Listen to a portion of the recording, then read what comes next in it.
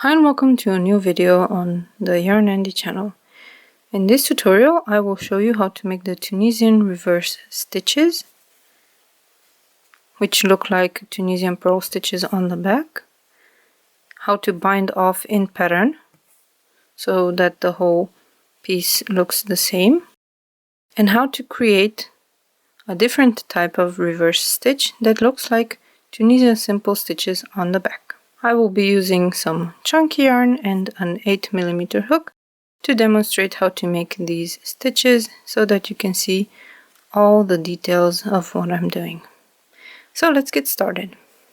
There are different ways in which you can make Tunisian reverse stitches, and I will show you the classic one first, and I will show you the back. When you work this stitch, the back will look like the front of Tunisian purl stitches. We need to start with a foundation, and I have here a foundation of 9 Tunisian simple stitches and the first stitch and last stitch. To make the reverse stitch, we have to look at the back of the work and find the vertical bar here on the back.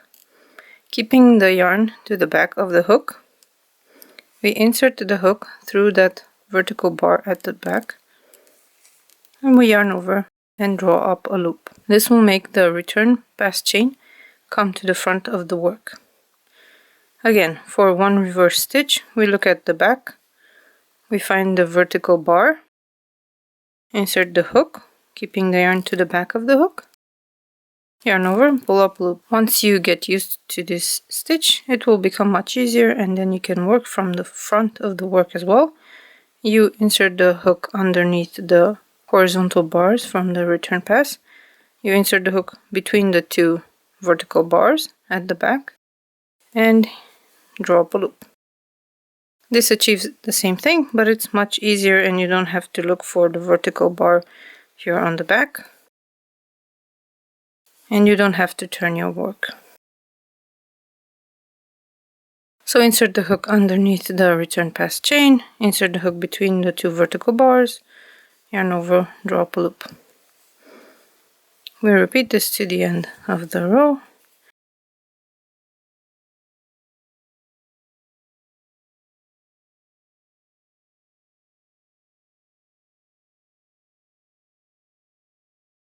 And at the end of the row we pick up the last stitch by inserting the hook behind the two vertical bars. We draw up a loop, chain 1, and then yarn over, pull through 2 to the beginning of the row to return.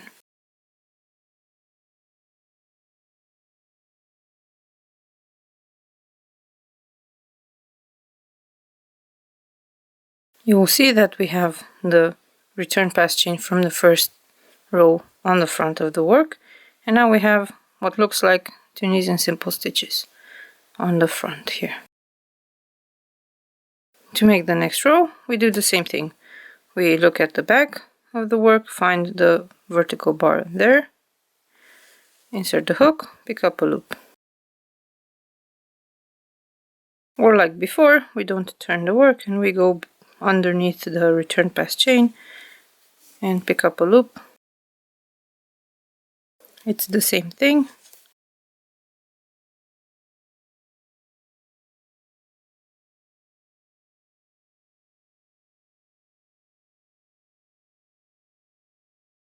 And as you can see, this pushes the return pass chain from the second row to the front of the work.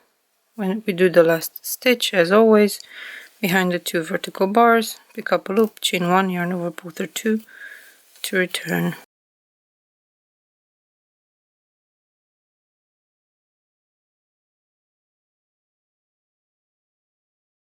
Now if you want to bind off in pattern, you will do the same thing, except instead of leaving the loops on your hook, you slip them. So you go to the back of the work, drop a loop, and instead of leaving it on the hook, you slip it off. Again, pick up a loop, slip it off.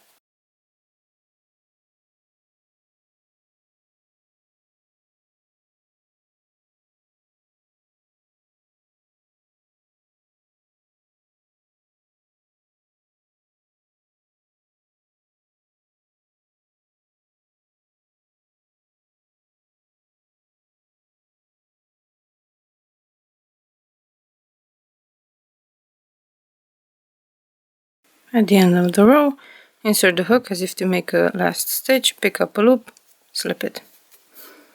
So this is the Tunisian reverse stitch, which creates these cute bumps on the front of the fabric. These are from the return pass. On the back, it looks like fabric made using Tunisian purl stitches.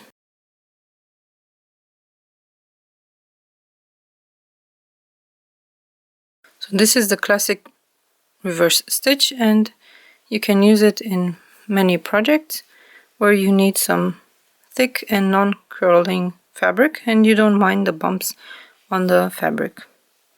This is much faster to do than Tunisian purl stitch, so if you have, for example, an idea where you would like to use the Tunisian purl stitch in a big chunk, you can replace it with the reverse stitch. Just make sure that the face you're working on is the one where you will see the purl stitches.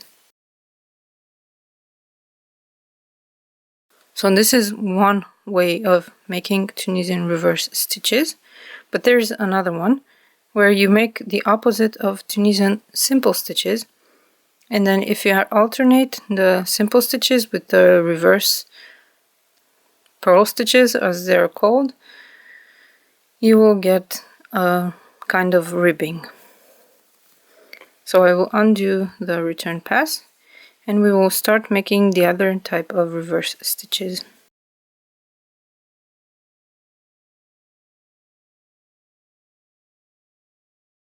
For this one, as the name suggests, the reverse purl stitches, we bring the yarn to the front of the hook.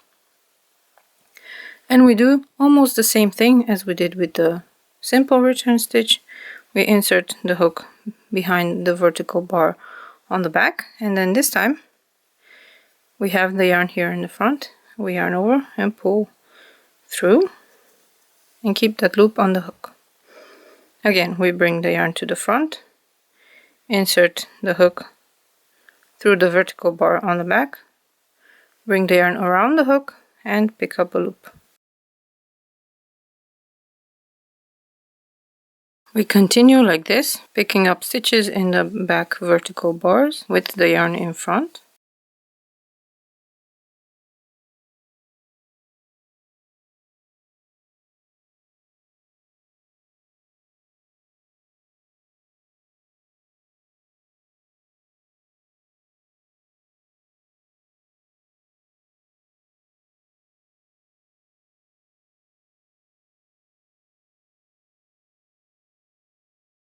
And the last stitch we make it as usual.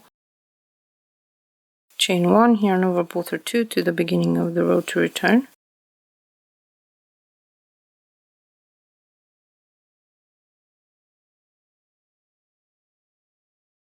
And now if we look at the back of the work, it doesn't look the same anymore. And I will make one more row to show you exactly what it looks like, because right now it's not easy to see.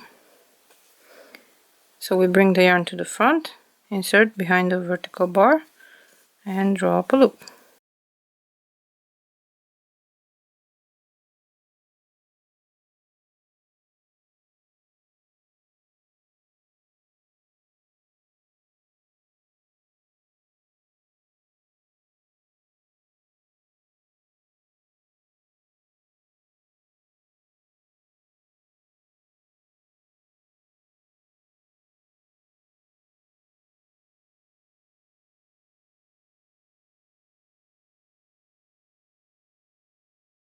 Last stitch, chain 1, yarn over, pull through 2.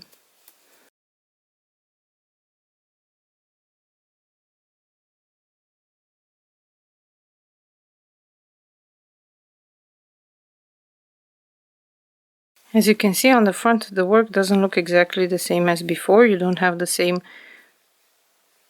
disposition of the stitches, and on the back it looks like this. What does it look like to you? Because to me it looks like almost like Tunisian simple stitches. The difference is that for Tunisian simple stitches, the vertical bars originate from this other side of the vertical bar. So Now they are on the opposite side. So if you want to make a reversible fabric, almost perfectly reversible, you can use this kind of reverse purl stitch to make a few rows in Tunisian simple stitch and then a few rows in that stitch, and in the end you will get a rib-like fabric. I have an example here. We have 2 rows of reverse purl stitches and 2 rows of simple stitches, and on the back it looks the same. I made this swatch to test different things, different kinds of ribbing, and I will make a video about different types of functional or aesthetic ribbing and Tunisian crochet. So if you want to know when that video comes out, make sure to subscribe to this channel and check out that video when it gets published. So I hope you enjoyed this video, that you learned something new, and that you will give it a try. You can also subscribe to my email updates where I share any new patterns that use Tunisian crochet stitches. There is a link in the description of this video. Thank you so much for watching, and I will see you next time. Bye!